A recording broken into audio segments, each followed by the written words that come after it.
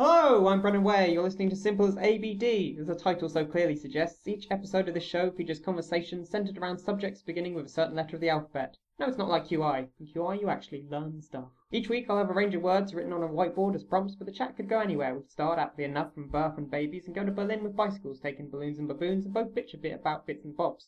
This show is bound to be brilliant, bombastic, baffling, and broomstick. Let's meet my guests. It's the bloody beautiful babbler, James D IRWIN. Hello. How are you? I'm very good. I've got a can of Coca-Cola which begins with B. No, it doesn't. It begins with C. It begins with two C words. It begins with two C words. Oh, and I've made a C word of myself now, haven't I? There it is. Oh, there it is. Oh, that's... You should got beer, booze. Well, I don't have any. Blueberry juice? Is that thing? It's Coca-Cola in a can. Should I come back next week? come back for C. Yeah. Much better at that. Is there any fizzy drinks begin with B?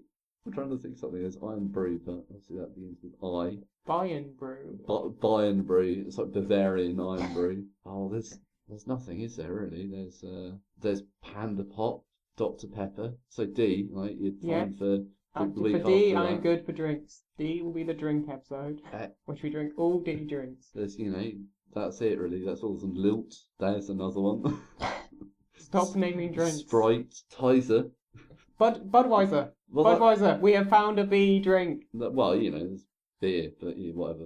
I'll do. That's just a generic term. Beer or Budweiser? Beer. No, Budweiser's a specific brand. There are two beers called Budweiser. What? You know that? Budweiser is named after a Czech beer that's called Budweiser. Budweiser. You can't name something after it using the exact same name. Well, that's more than a homage. That's stealing. That's what the lawyer said, because Budweiser, the Czech stuff, was invented first. Then this guy went over to America and he said, I'm going to make my own terrible beer. And he brewed it and he decided to call it Budweiser. And then they tried to sue Budweiser, say the Czech Budweiser, because they were the more famous brand. The American Budweiser tried to sue Budweiser. Because you saying Budweiser suing Budweiser is very confusing. Brand, another B word. Yeah. Yes. Said it already. 1 point to me. That's not how this game works. It's not really a game. It's just a loosely scripted conversation. So Budweiser tried to, American Budweiser tried to sue Czech Budweiser, and the lawyers went, no, they were Budweiser first. They're actually in a place called Budweiser. And they were probably thinking, also, Czech Budweiser is a good beer, and your beer is awful.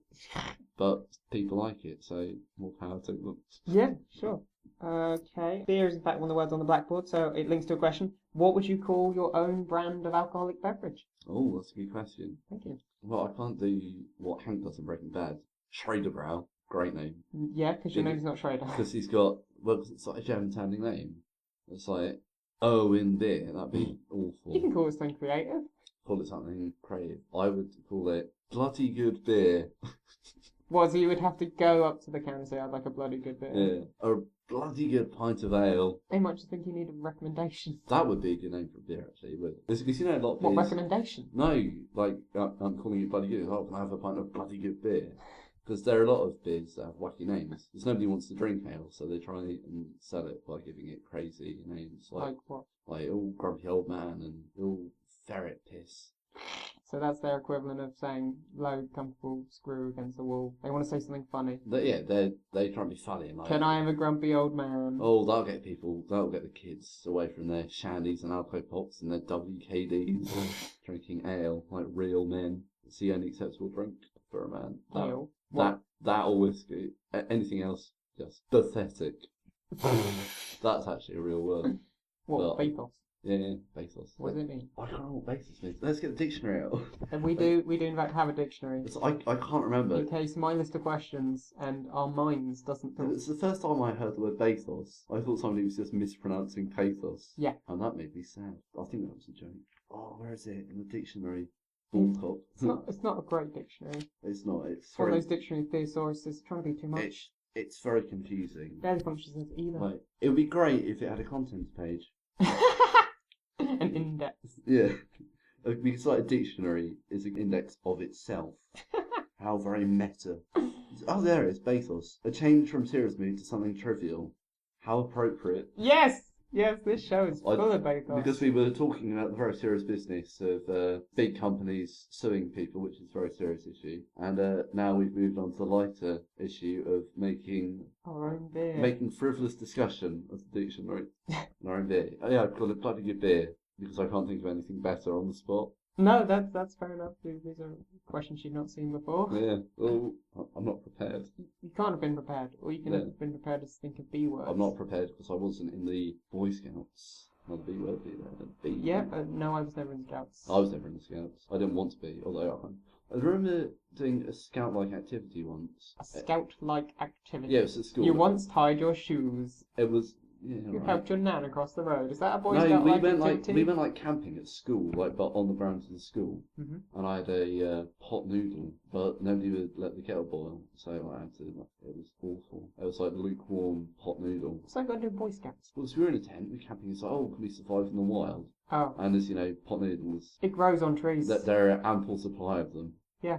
But like back in those days, there weren't all the flavours you get now. Sort of now with all their crazy adverts and their big, mega, double the size. So it's just simple green pot noodle. No fuss, no fancy advertising. Just good, honest, instant, disgusting noodles.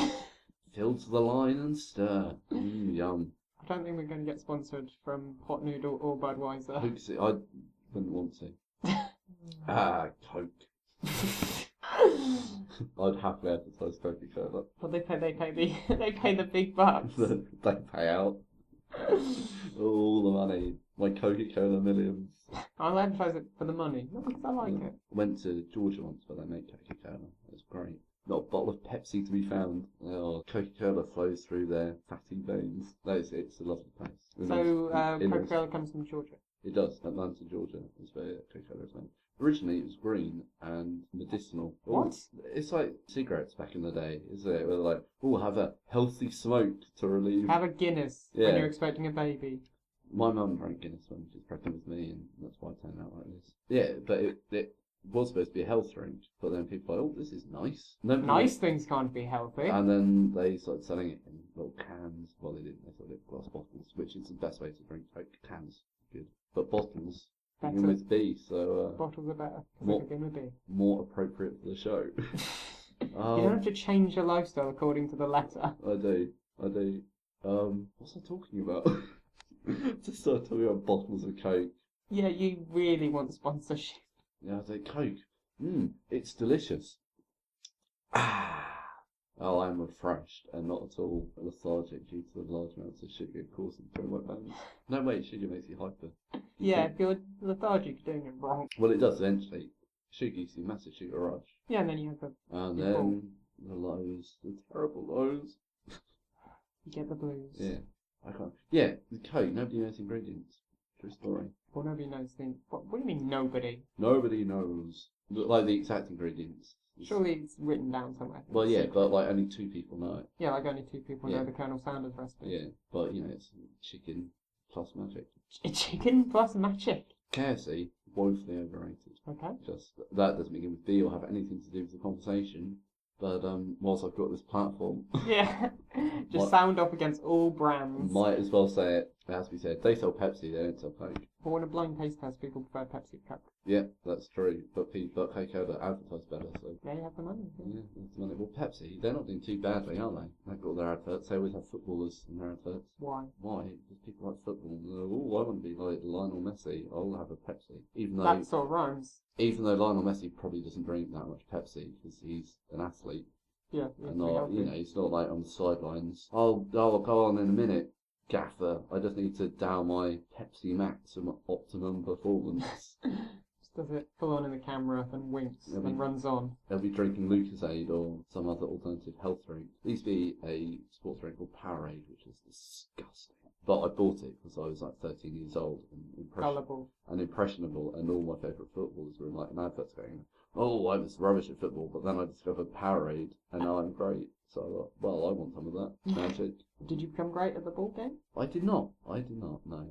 Funnily enough, Powerade is basically like disgusting water with a bit of sugar in it.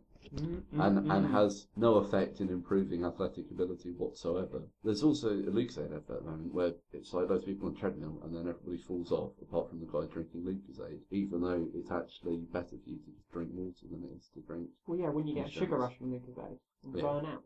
I've read that on the internet, so it must be true. Read one, yeah. But the thing is, it's like, restore sort of nutrients. You don't have to. Water does that for you. And then your body takes care of the rest. Because the body, beginning with B, is a marvellous thing. It is. It's wondrous. I like my body. I like it too. Oh, this has got weird. We really are BFFs. Well, I won't go that far. Let's not get carried away. It's like, I don't have best friends. I have casual acquaintances and drinking buddies. That's sadly actually true. Sure. Because where I live, don't have really access to friends. Lot of access to gap-toothed farmers where I live in the Badlands of Cambridgeshire. Oh, it's awful. Sounds like you'd make a gritty drama. Well, not really. It's not like grit for one thing. It's all just mud paths and horse droppings.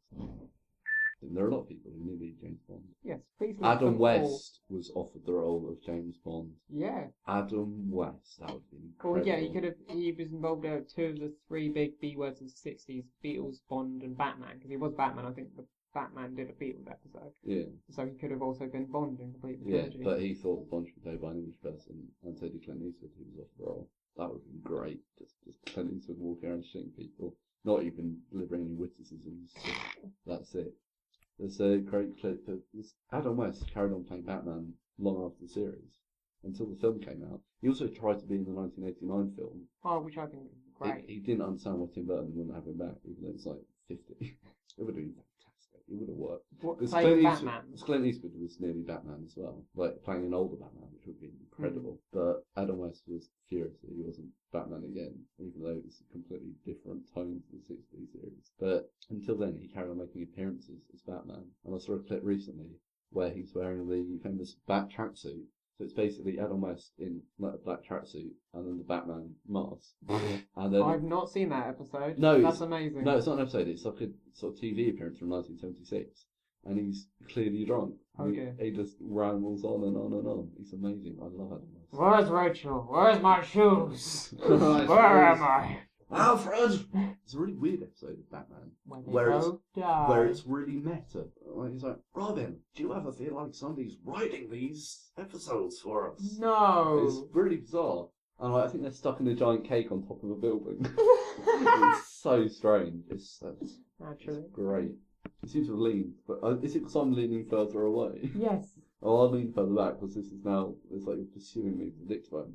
Hey, how about a quote from the Times? No press! Oh dear, there's salt on the table. Oh no, I've just betrayed the fact that we're not in a $1 billion recording studio.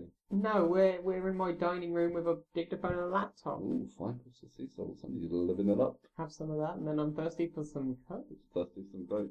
Apparently Coca-Cola actually makes you more thirsty. It's all a cunning plan to, I've had a Coke but I'm still thirsty. I must have another Coca-Cola. Well, isn't that why they sell peanuts at bars and popcorn at cinemas? Yeah.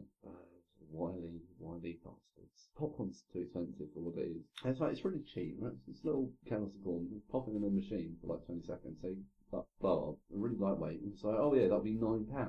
No, it won't.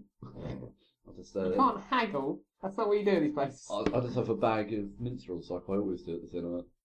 Funny. There's a burp there. Another B word. God's sake. Well, you're the one who came up with the format. I went to see the Peter Jackson version. I'd already seen it, and then I went to see it with my friends. And it was buy one, get one free on bottles of Pepsi. So, because I'm an idiot, I drank both of them like before the film was like. You know, like trailers go on and on and on and on and on.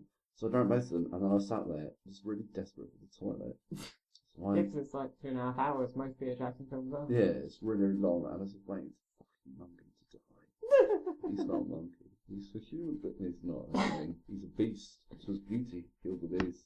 Well, Beauty and the Beast is one of my prompts. It is, that's one of the reasons I said it, but also I really like the end of that film. They killed him! No, it was Beauty killed the beast. You know, in the Peter Jackson version, they were going to have that line delivered by Kay Ray, the original, from the King Kong movie. Oh, that would have been really cool. But she died before. Oh, that's sad. So we had Jack Black deliver it. Yeah. Oh, Jack Black's alright. He's in a few good films. He's good in that. Bear. Another B word. Bear. Bear. Yeah, bear. Ooh, dear. Have you ever been bare? Bare, what, as in bare naked? Yeah. Frequently. Usually in private. But this one time. But this one time, I was at Lord's cricket ground and the urge just took me streaking across the pitch. I don't get streaking. Well, I'm attention seeking. I'm attention seeking. Idiots. Ruining it for the rest of them. It's cricket. It's polite clapping. Gin and tonic. No boobies. That's the rule in cricket. No boobies. No boobies. That's not what we want to see. If we wanted to see boobies, we wouldn't be at Lord's watching cricket. We'd be on the internet. You could do both. You'd be on the internet, of course. Cricket is a long time. You could crack open a laptop, check your email, read the news. Just bash one out watching, in cricket they pick people out in the crowd and then the commentators. There's nothing to talk about in cricket, so they talk about the people that's in the crowd. It gets lasts for several days. It does. And then like if the camera is zoomed in on a guy with his trousers down, like on like an iPad with one hand, his knob in the other, and it's like David Lloyd and Phil Tufnell going, oh, he seems to be enjoying himself. Oh, that's not cricket. How often do they say that phrase? Not often enough in my book. So none. No, I like no that room phrase. for jokes. You can say that's not cricket about literally anything that isn't a game of cricket. Oh, you want these phrases to be used literally? Yeah, it's like, oh, that's a pepper thing. It's not cricket. I amuse myself. Even if I amuse no one else, I amuse myself. That's all that matters. That's, yeah, I'm having a good time. Good. Fuck everyone else. That's our message today. No, it's not. It really is. Oh dear. Have you got any more questions? Well, do you like any of the prompts? Like any of the prompts? I like all the prompts. They're all good. They're all good. Does bots refers to robots or bottoms? Robots. Will the robots take over? And if so, what can we do to stop them? The robots won't take over. Why not? They don't have the balls. And what can we do to stop them? Turn them off. Yeah, control it, delete. Yeah. Shut down. Take the down. batteries out. Unless they build Terminators. Would just be foolish. If man built robots capable of destroying humanity, then frankly we deserve to die. We've made drones. Well, yeah, but they still have to be programmed, don't they? Not anymore. They're increasingly becoming self-reliant. Oh. Are they self-aware? This is exactly what Terminator warned against. Yeah. So, okay, I thought I'd do a nice podcast with Brendan. Nice podcast, have a nice, refreshing house coat. And now I've just turned out that Terminator is happening, and that at most we have 5 years left to live before the robots destroy us all. That's why James Cameron keeps making those films, just as warning. He doesn't own the rights to Terminator anymore. Oh, really? Yeah, just as well. James Cameron is fantastically overrated. Yeah. Nobody wants 2 more avatars. Talentless waste of space. Terminator, good film. Terminator 2, too long, not actually that good. Terminator 2 is really good. It isn't. It's alright. It's got some really good effects. Oh, yeah. The story's boring. Oh yes, I've beaten Terminator 2, but I will not kill anyone. Idiot. That's Arnold Schwarzenegger. Was that in his contract? Yeah. He didn't want to be the bad. He agreed to come back, but he'd only come back if he could be the good guy. Oh, well, that's like Christopher... And he wouldn't kill anybody because he wanted to be like an action hero. It's like Christoph Waltz would only be a goodie in the Django Unchained because he's been such a bastard in Glorious Bastard. He wanted to be entirely pure in this movie. I love Christoph Waltz. Yeah. Christoph Waltz. Not Christoph. Christoph Waltz. Look at him. He's fantastic in that film. Oh, you know the scene in Glorious Bastards where Christoph Waltz strangles Diane Kruger? Yes. That's not acting, it's not Christoph Waltz doing it.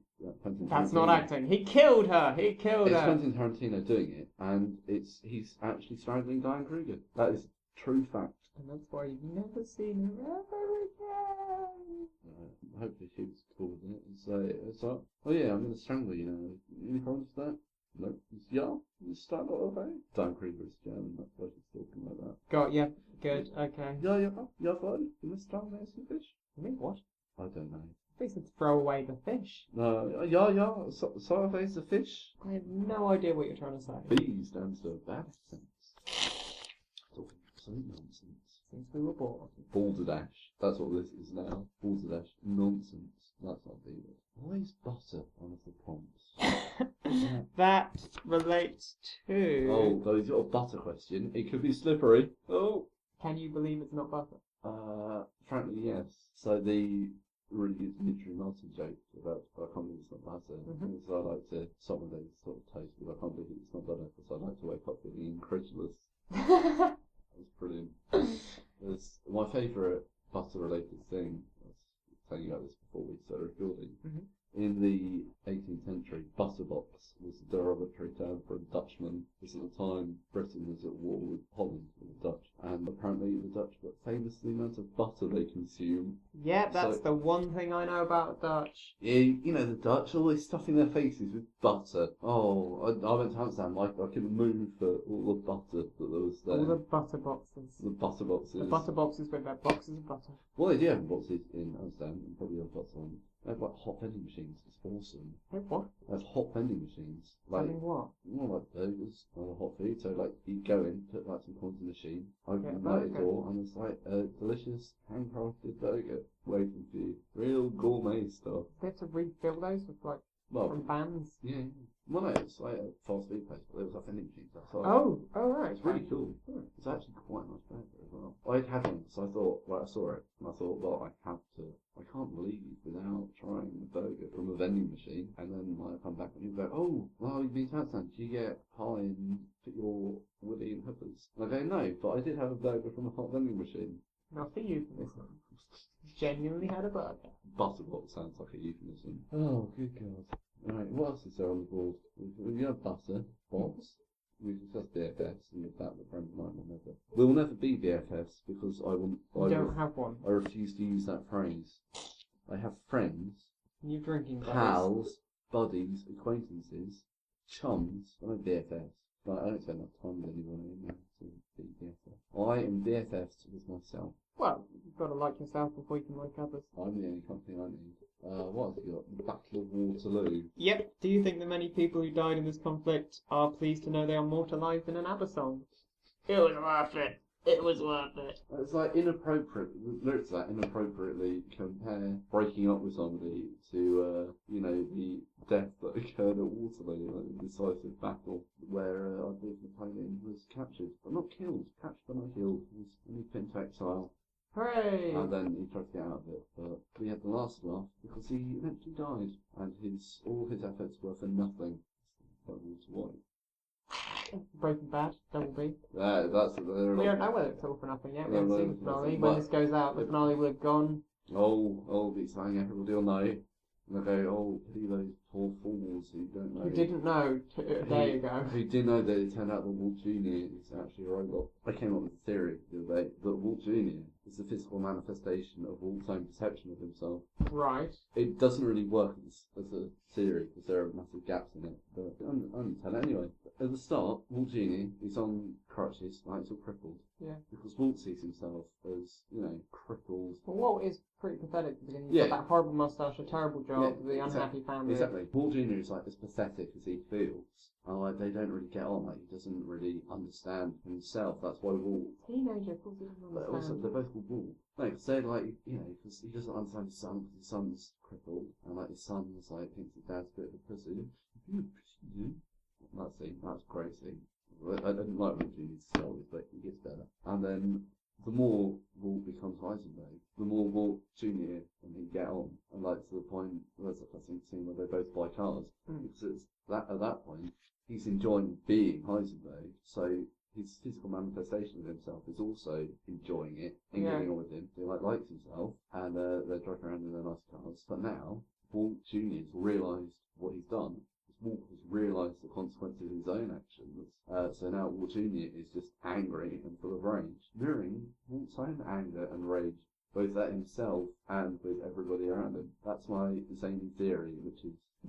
The way you say it does sort of make sense. It does sort of also... I don't think they're going down that direction. That is quite plausible. I'm fairly sure that you see Walt Jr. using crutches less and less as the series progresses. But I might have just made that up to fit my theory. Yeah. That's also why Walt Jr. is always eating breakfast, because he needs to eat a lot, because he's actually two people. Walt Jr. doesn't exist. He's a figment of Walt's imagination. Not really, I wouldn't go that far. But I wouldn't be surprised if... Just like, they're both called Walt. That's just vanity. What should we call my son? Oh, name him me. That's actually a good point. You think Walt is like, oh, he's a nice guy, but that's the fact that he named his own son Walt, like, shows a amount of vanity. The vanity that ultimately brings his downfall. It's like the reason that everything crumbles is because he's too vain to, quit what he's ahead. Yeah, he wants more money He for his family. He wants everybody to know his name. My name is Ozymandias, King of Kings. I love that poem. The only poem I like. Ever? It doesn't even rhyme in places. It does. It's not a poem then. It does kind of rhyme in places. What else did he show? He spread some other poems. Good. And we'll recite them all now. He wrote one or two. He wasn't like the Vanilla Ice of romantic poetry, where he just took somebody else's poem, reworked it a little bit, and then claimed that it was his own work. What Vanilla Ice did was his song, Ice Ice Baby. It's clearly just under pressure with Vanilla Ice going Ice Ice Baby over it. And there's a famous MTV video where they did him.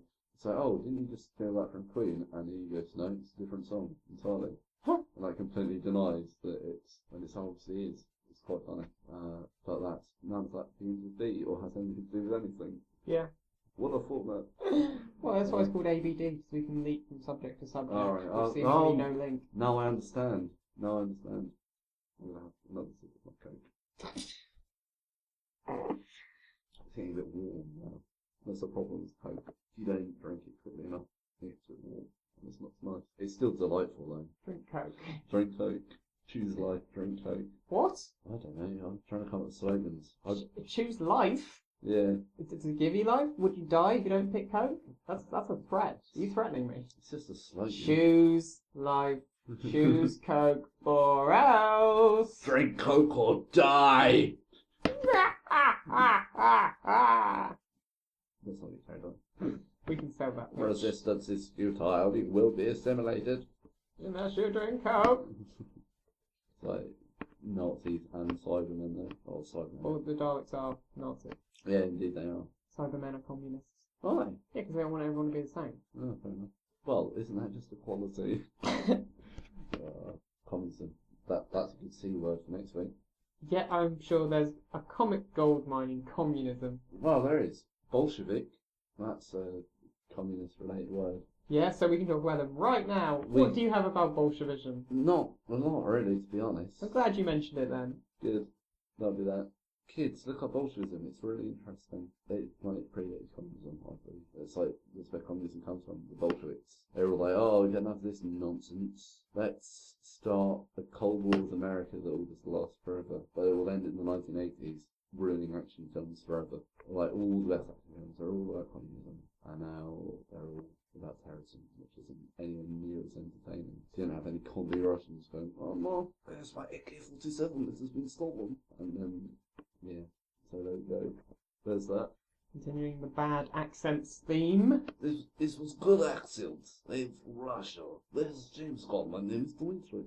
Oh, I don't need to drink to embarrass myself. Oh, good. Oh, God. What else we got on the thing? Books. Books Yeah. is good. I like books. Alright, well that's, what would you call the title of your biography? Mein Kampf. Things were done. I rise to power. I did have a title in my biography, but I forgot what it was. You can't call it Mein Kampf. There's a book called Mein Kampf. Like you can't call it beer Budweiser if there's already one called Budweiser. Well, I could call it Mein Kampf, but Call it Budweiser. I could. This is more successful than both of your beers. I would call my autobiography Budweiser is a terrible American beer. You should drink Coca-Cola instead. That'd be it. If you're going to call it that, advertising. People Google Coca-Cola. They'll also find your book. Oh. I really thought I should call the book A Book just to screw the system. Yeah, I'd like a book by Brennan Way. But then I thought it's ungoogleable. So you would have to remember my name. You can't just type A Book. I would call my autobiography an alphabetical list of apologies to people that I'm upset. That'll be it. That'll be it. Snappy. That'll be that's very literative. Hmm. There's everything that each chapter would be, and I'm sorry too. Instead of an acknowledgement page, it's an apologies page. Bloody blah. I will never poo on your lawn again. I've never done that. I've wanted to. You know who you are. You know who you are, Mum. Oh, you know, I've never been that desperate before. Oh, you spat in my eye. I'm sorry. The most desperate I've ever been to the toilet, I was walking around Liverpool, doing things with Beatles. There was the Yellow Submarine, and I was really, like, never need to go to the toilet more. When I started this anecdote, I thought it'd be interesting, or at least entertaining. But now I've thought about it, it's basically a story where I'm just walking around, need to go to the toilet, and at the end of the story is after about 3 hours, I went, and it was really good, satisfying. I think it's because I thought, oh, it involves the Beatles, that begins with B, that will be bowel movements, yeah, that will be interesting. But it turns out the story was in fact a load of crap. He salvages the story with a poo pun. Oh boy. This has been one classy episode. Well, what do you expect when you get me on? Yes, I was drinking coffee at the Marion plant with the other philosophers that I know. That's boring, isn't it? I don't even have a pint. I'm only pretending. Well, no, it's a podcast. Nobody can tell you're miming a pipe. Well, exactly. That's why it's futile. I don't understand the medium. Don't understand the medium. So is this like radio? What's going on? Sort of radio that nobody really wants. Radio that nobody wants. That's how I start a podcast. I'm gonna have another delicious sip of coffee. Right. What else? What's it? Big Brother. That's on the board. Let's talk about that. Okay, that is... I think it's a good question. What would be in your room 101? Oh, well, I like that, because the thing is like one TV show that George Orwell created. He didn't create the show Big Brother. Well, he did, really. And then the question... They never credit him. And then the question... Is he still earning royalties? And then in room 101, I would put 1984, so then people would stop asking questions like that. Oh, zing. That's fair enough. We don't need to steal another show's format. I actually like Orwell. I didn't. I like his mustache. I would put razors in room 101, so everybody had to have a mustache. Okay. Put that in there, and Pepsi and Budweiser. Yeah. Every beverage beside Coke. Except water, because you need water to make Coke, I think. Carbonated water, sugar, colour, caramel, phosphoric acid. Natural flavourings, including caffeine. That was James D Irwin with the ingredients of Coca-Cola, the delicious drink. No, but at bars, don't they like have like a little drop of Coke and then the rest is all water? Isn't that how they make it behind a bar? What drop of Coke and water? Yeah, like it's largely water. No. Yeah, they just add it to the syrup. Really? I thought I saw that behind my bar. When? Not my own bar, but my local bar at home. Really? Yeah, I wasn't really looking Oh, that that's hard. crazy. I'm sure it happened. I'm not Yeah, saying... I'm sure Coke only I'm not costs saying like you're 10p to make. I'm not saying you're a liar. What I am saying If you don't believe it. is that most places don't do that. They just give you a can of Coke because it's a very recognisable can. It's red colouring and it's a lovely font. It's lovely. It is a really nice font. And then sometimes you get t-shirts and it's got the Coca-Cola font. It's got the logo. But instead of saying Coca-Cola, it'll say something amusing, like cocksucker or something, but in the Coke font. And like they'll take famous logos, and then but they'll change it. So like they'll take like the Ford logo, the Ford car logo, like famous F, but then it'll say fuck instead of Ford, and people go, this guy is wearing a t-shirt that says fuck on it, but it looks like it's a Ford motor car t-shirt. We should all talk to him. He sounds delightful and charming. If Peter Ustinov was alive today, he would probably be wearing a t-shirt like that. Was raconteur, and I love the word raconteur. Do you consider yourself raconteur? Based on this evidence, no. Jury, the case rests. The prosecution rests. Your Honour. Your Honour. Your Honour. Our esteemed listener. Our esteemed listener. There's only one. There is just one. Me listening to this alone, crying. I can't believe I said that. I can't believe you left that in. Sort of, you'll edit this and it'll be like 20 seconds of just, hi, welcome to the podcast, the end. That'll be it. Oh. What else have we got? What haven't we covered? Oh, we've done bits, haven't we? We haven't covered Bacon, Bands, Britain, Back to the Future, Boxing Day, Bing, Blue Bloods, Bard, and Brendan. Oh, that's a lot to get through, isn't it? You don't have to get through them all. It's not a game show. Well, I want to. You don't have to. It's not like a catchphrase board. You don't have to get through diagonally. Oh, you can go either way, yeah. Across, down. As long as it goes through the M in the centre. I'll take bacon for $500. That will complete the top line. The thing for bacon. It's bacon. If you had 4G, would you use it to tell Kevin Bacon to stop doing those god-awful ads? If I knew what 4G was, I would harness its power and destroy Kevin Bacon. I don't think you should go that far. Some of them are okay, but he has misunderstood his own game. The advertisers go, he's sort of connected to everything. Yeah, only celebrities, not like the dog from Coronation Street. The thing I saw this advert, so I thought, oh, poor Kevin Bacon, he's been footloose and I was reduced to this. The thing is though, Kevin Bacon's still making quite big films. He was in the last X-Men film. Yeah.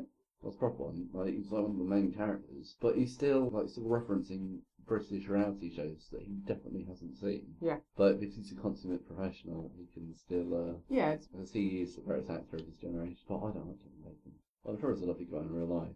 Yeah. But it's like kind of sad. It's like Kevin Bacon can't need that much money, but he doing this Well, advert. all these big actors go abroad to do ads they know will never be seen on home turf. But Well, like the one that makes me very ill is Al Pacino in the Sky adverts. That is tragic. Like Al Pacino, one of the great actors of his generation. I know he's like advertising Sky Television.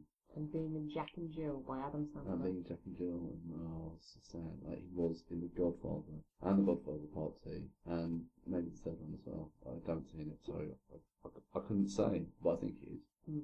Yeah, he is. He definitely is. I can't say because I remember I've seen his face in the box set. Yeah, although Godfather Part 3 is not very good. Even though you haven't seen it. Even though I've seen it. Well, I know that people say Reputation.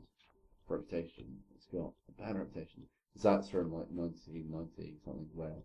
That's after Al Pacino stopped acting and started shouting all the time.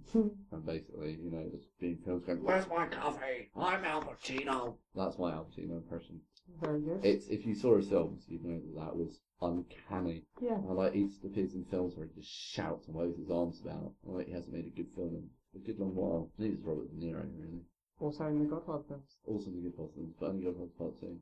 I think it's troublesome when you get success early on, so like in Footloose with Bacon and De Niro had Raging Bull and Taxi Driver, and then you've done your best films. You can't really top it, so... Well, you can. Well, You can always strive to do more, but all they do is go, "Oh, this is an easy 5 million to make, I'll do that." Yeah, you can do a crap film as long as you're doing it so you have enough to do an indie. But Yeah, but they don't. They don't. I'll tell you this much about Bobby De Niro. He ain't struggling on the cash front. He's got loads of pennies. If he wanted to buy... Loads of pennies. If he wanted to buy all the penny sweets in the world, he could afford it easily. Twice over. And then pay for the dental care that he needs for eating them penny sweets. So that would be a lot of sugar to consume. In fact, that would be very unhealthy if he just ate penny sweets. And he could also buy all the tea in China, but they might not sell it to him. We don't want the monopoly to go to you. No, we don't want Robert De Niro to be in charge of the tea supply to the world. No one cares. It's their money. The thing is, though, tea is a plant, so they just grow more of it. So they go, "Oh yeah, I'll buy all the tea in China," and they give it all to him, and they grow more. And Robert De Niro says, "No, what are you doing? I've bought all of this. I've bought all the tea in China. This also belongs to me." You're saying he's such a big star he doesn't know how plants work? Well, he knows how plants work. That's like the genius of Robert De Niro. That is why I love Bauer's films. He knows photosynthesis. That's the genius of Robert De Niro. He buys all the tea in China. All that stuff. And then the Chinese think, "Aha, we can get past, we still got less tea because it's growing." But then Robert De Niro, will go, "No, I bought all the tea in China. This all belongs to me." And then so they have to give that to Robert De Niro. And then they think, "Aha, we'll just grow more tea." And then Robert De Niro goes, "No, I bought all the tea in China. What are you not getting about this?" And I have to give all that to him. And basically, vicious circle. Robert De Niro just owns all the tea, and the resentment will gradually build up. And well, then, if he's so busy buying all the tea in China, that means he won't have time to make crap films. Well, we should convince him to get all the and tea then in China. the Chinese will go, "Well, we'll hit Robert De Niro where it hurts. We'll stop buying his films. We'll stop buying Taxi Driver, Raging Bull, the others." The other ones that he's done that are probably just as good. So anyway, the Chinese will be like, "Well, we'll pay Marriott, right? You won't get any more overseas sales from us." But Robert De Niro has the last laugh because he's making so much money from the tea that he's selling. Bobby De Niro's homegrown tea. No one believes that Bobby De Niro is growing the tea. I love the way we call him Bobby. Like, yeah, Bobby De Niro, we're good friends. Yeah, Bob. He doesn't eat out anymore, and eventually the Chinese economy will collapse. And it'll be all his fault. Thanks to Robert De Niro's vanity and greed, civilization will crumble, and all we'll have left is a few cups of tea and a copy of Meet the Fockers, and that'll be it. And humanity's dying days will involve watching Meet the Fockers on repeat, laughing at the funny jokes, and drinking Robert De Niro's tea, which is absurdly expensive, so he'll be lording over everybody and forcing everybody to reenact parts of the film. Well, because there's only one DVD, everybody in the world has to watch the same one DVD, it's on the big screen. And but the DVD starts getting worn out, so Robert De Niro pays people to just act out bits of his other films that he likes. And people will do it because, it's Robert De Niro, so he's a celebrity. He's like literally the richest man in the world. He's also in charge of the tea supply, which is the only thing mankind has left. Sure. Since Robert De Niro destroyed China, mankind will just be Robert De Niro laughing his head off as he pays like elderly people to reenact scenes from Mean Streets and Goodfellas. "You think I'm funny? Funny how? funny like a clown, I amuse you, and they'll be terrible because they're not trained actors, but it'll just be Robert De Niro sort of going, look at this old ladies, they don't know what they're doing. But then the Solar Flare will destroy the Earth. That'll knock Robert De Niro down a peg or two, but sadly everybody else will also perish in the Inferno, and that will be how humanity ends. And that's how we'll end the podcast. That's my prediction. It's very nice. James D IRWIN, thank you very much. I'm sorry. It's been a pleasure for me, at least. Yeah. I'd like to thank Tosh for getting me through this difficult time. And I'd like to thank TalkingTosh for producing this. I've been Brennan Way. This is Simple as ABD. See you next time. Oh.